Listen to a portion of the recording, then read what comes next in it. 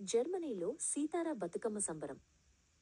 జర్మనీలోని స్టుట్గార్ట్ నగరంలో సీతారా అనే ఒక చిన్న పాప ఉండేది.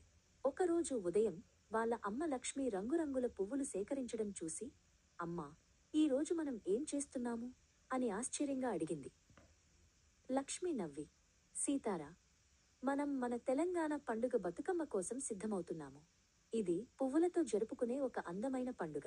బెర్లిన్లో ఉన్న మన స్నేహితులు కూడా ఇలాగే సిద్ధమవుతున్నారు అని చెప్పింది.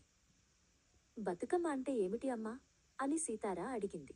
బతుకమ్మ అంటే తల్లి, దేవి జీవించు అని అర్థం. ప్రకృతి అందాన్ని, నీటిని, పంటనిచ్చినందుకు గౌరమ్మ తల్లికి ధన్యవాదాలు తెలిపే పండుగ ఇది.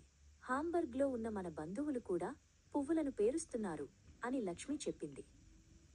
ప్రతి పువ్వు ఒక ప్రార్థన, ప్రతి వరుస ఒక పాట అంటూ లక్ష్మి పువ్వులను రంగురంగుల వరుసలలో పేర్చి అందమైన శంకువు ఆకారంలో బతుకమ్మను ఎలా తయారు చేయాలో సీతారాకు చూపించింది. మాన్హైమ్లో ఉన్న వాళ్ళ బంధువులు ఇంకా పెద్ద బతుకమ్మలను చేస్తున్నారని చెప్పింది. వారి బతుకమ్మ తయారయ్యాక పైన పసుపుతో చేసిన చిన్న గౌరమ్మను ఉంచి ఇద్దరూ అందమైన సాంప్రదాయ దుస్తులు ధరించారు. సీతారా రంగురంగుల లంగా ఓణీ వేసుకుంది. వారు ఒక కమ్యూనిటీ హాల్కు వెళ్లారు. అక్కడ చాలా ఇతర తెలుగు కుటుంబాలు సమావేశమయ్యాయి. అన్ని పరిమాణాలలో, రంగులలో ఉన్న అందమైన బతుకమ్మలను చూసి సీతారా ఆశ్చర్యపోయింది. ఆ హాల్ అంతా నవ్వులతో, సంగీతంతో నిండిపోయింది. మహిళలు, బాలికలు తమ బతుకమ్మలను మధ్యలో ఉంచి వాటి చుట్టూ వలయంగా తిరుగుతూ లయబద్ధంగా చప్పట్లు కొడుతూ పాడటం ప్రారంభించారు.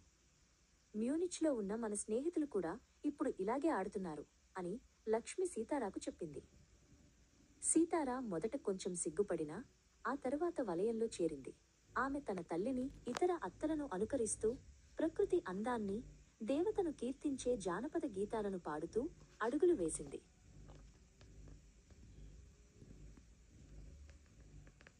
ఆటల తరువాత వారు బతుకమ్మలను ఊరేగింపుగా సమీపంలోని నదికి తీసుకువెళ్లారు. మనమిప్పుడు బతుకమ్మను నిమజ్జనం చేస్తాము.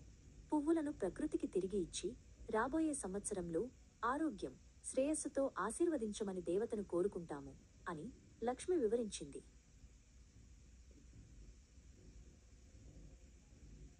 తన తల్లి బతుకమ్మను మెల్లగా నీటిలో ఉంచడాన్ని సీతారా చూసింది. పువ్వులు కొద్దిసేపు తేలియాడి ఆపై ప్రవాహంలో కొట్టుకుపోయాయి.